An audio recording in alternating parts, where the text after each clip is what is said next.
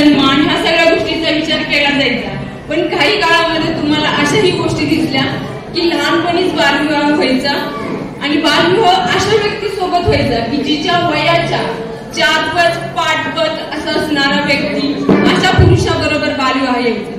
त्यामुळे काय व्हायचं की लवकरच ती स्त्री विधवा व्हायची आणि विधवा झालेल्या स्त्रींना ह्या जगात काहीच किंमत नसायची।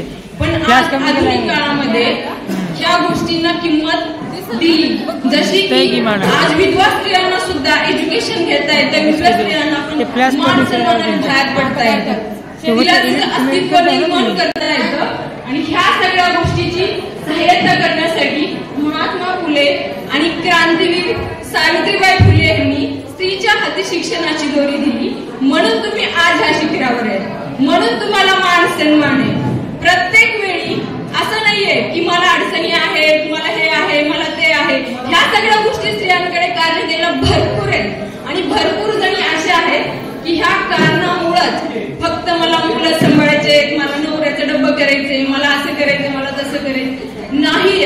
ह्या सगळ्यातून बाहेर पडा, हे सगळं करायचंय तुम्हाला। ह्यासाठी तुम्ही ह्या गोष्टीकडे बघा की जी हिमालयावरती उंच उडी घेणारी ती सुनीता विल्यम्सन, तिचा एक हात हिमालयावर आहे तर दुसरा हात कुटुंबावरती आहे। ती हे करू शकते, तुम्ही का नाही करू शकत?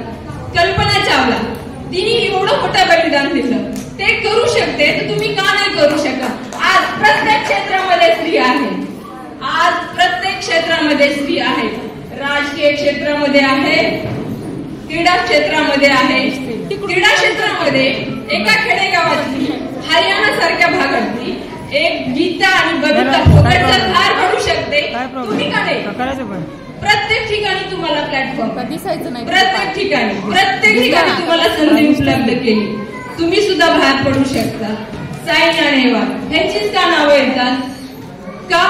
कारण त्यांचं ध्येय ठरलंय, तुमचं ध्येय नाही ठरलं। तुमचं ध्येय ठरवा, प्रत्येक गोष्टीचं प्लॅनिंग असतं, प्रत्येक गोष्टीचं। शिवाजी महाराजांनी सुद्धा प्लॅनिंग केलं, 1 वर्ष प्लॅनिंग केलं अफजल खानाला मारायला, तुम्हाला सुद्धा करायचंय। तुम्ही तुमची मुलं शाळेत घालता, जसं की आपण मुलीला जन्म दिला, एकच गोष्ट सांगितली जाते मुलीला जन्म झाला की जसं की बाळ ना दुडू दुडू धावत रांगत येत असतं, त्यावेळी ते अंधाराकडे जात, तेव्हा तुम्ही त्याला काय म्हणता? बाऊ आहे। बाऊ बघितलंय कोणी? मी तरी नाही पाहिलं, आणि ती बाऊ आईनी पण बघितलेला नसते आणि मुलीनी पण बघितलेलं नसते, पण ती आयुष्यभर आहे ना अंधार बघितला की म्हणते की बाऊ आहे।